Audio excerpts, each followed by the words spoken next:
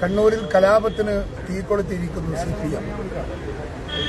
നിസ്സാരമായൊരു കാരണത്തിന്റെ പുറത്ത് കണ്ണൂർ ജില്ല മൊത്തം അത് ഇന്നലെ തളിപ്പറമ്പിൽ വരെ എത്തിച്ചേർന്നിരിക്കുന്നു എന്ന് പറയുമ്പോൾ വ്യാപകമാക്കുകയാണ് ഈ അക്രമം മുഴുവൻ.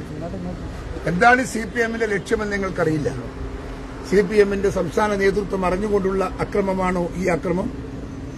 അതല്ല, അറിയാതെ തെണ്ടികൾ, തെമ്മാടികൾ, അക്രമത്തിന് വേണ്ടി നേതൃത്വം കൊടുക്കുന്ന CPMന്റെ ഗുണ്ടകൾ, അവരുടെ ആലോചനയുടെ ഭാഗമാണോ ഇത് എന്നത് പാർട്ടി വ്യക്തമാക്കണം എന്ന് ഞാൻ ആവശ്യപ്പെടുകയാണ്. ഞാൻ ഒരു കാര്യം ഉറപ്പിച്ച് പറയാം. കണ്ണൂർ ജില്ല ഒരു കാലത്ത് കമ്മ്യൂണിസ്റ്റ് പ്രസ്ഥാനത്തിന്റെ ചെങ്കോട്ടയാണ്. ആ ചെങ്കോട്ടയിൽ ത്രിവർണ്ണ പതാക പറപ്പിച്ച് ഇവിടെ കോൺഗ്രസ് നേതൃത്വം, കോൺഗ്രസ് പാർട്ടി അധികാരത്തിലേക്ക് വന്നിട്ടുണ്ട് എന്ന ഓർമ്മ CPM ഉണ്ടാവണം. ഇവിടെ പാർലമെന്റ് ആയാലും അസംബ്ലി ആയാലും ഒക്കെ നമുക്ക് ഭൂരിപക്ഷം കിട്ടുന്ന ഒരുപാട് മണ്ഡലങ്ങളും പാർലമെന്റും ഒക്കെ നമ്മുടെ കയ്യിലാണ്. ഇവിടെ കോൺഗ്രസ് വളർന്നു എന്നതിന്റെ തെളിവാണ്.